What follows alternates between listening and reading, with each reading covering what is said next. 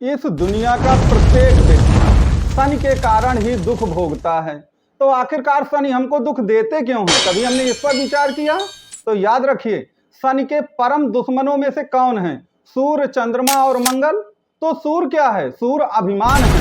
मंगल क्या है? मंगल लड़ाई झगड़ा मारपीट अत्याचार है। और चंद्रमा क्या है? भावनाओं में बह करके कोई काम करना। तो यदि आपने कुल मिलाकर अभिमान में आकर कोई काम किया, घमंड में आकर के आपने गलत किया, तो याद रखिए आप सूर्य को एक्टिवेट कर रहे हैं और शनि को नाराज कर रहे हैं। तो आपको शनि दंड तो देंगे ही। यदि आपने अभिमान में आकर के, याद रखिए, मंगल के वश में आकर आपने लड़ाई झगड़ा मारपीट अत्याचार करना शुरू किया, तो आप मंगल को एक्टिवेट कर देंगे।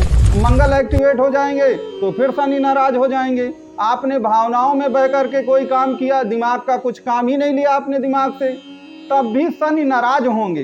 तो आपको एक बात याद रखना है कि अभिमान और घमंड में कोई काम नहीं करना है। आपको कभी गरीबों पर अत्याचार नहीं करना है और आपको भावनाओं में बह करके कोई काम नहीं करना है। अगर इन 3 कार्यों को आपने कर लिया ना, तो याद रखिए आप शनि के दोष से मुक्त हो जाएंगे। आपको कोई दिक्कत शनि से नहीं आएगी।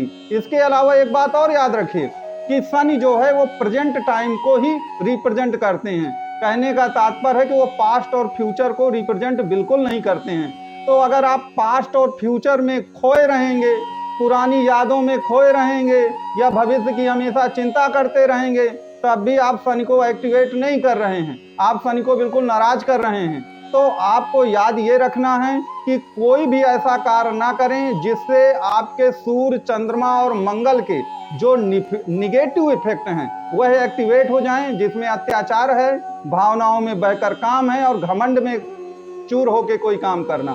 दूसरा, आपको करना क्या है कि हमेशा प्रेजेंट में जीना है, वर्तमान समय को सोचना है, वर्तमान को कैसे अच्छा बनाएं, क्योंकि शनि जो है वर्तमान को ही एक प्रकार से प्रस्तुत करते हैं। आप इन 2 कार्यों को करिए, फिर देखिए आप शनि से बिल्कुल दोषों से आप मुक्त हो जाएंगे। आपको पूजा पाठ व्रत तप हवन और इस मंदिर जाना उस मंदिर जाना कुछ भी ऐसा नहीं करना पड़ेगा। तो आप इन 2 कार्यों को करें और बिल्कुल हमारे चैनल में आप कमेंट बॉक्स में लिख कर बताएं कि आपको इसका कैसा प्रभाव प्राप्त हुआ है।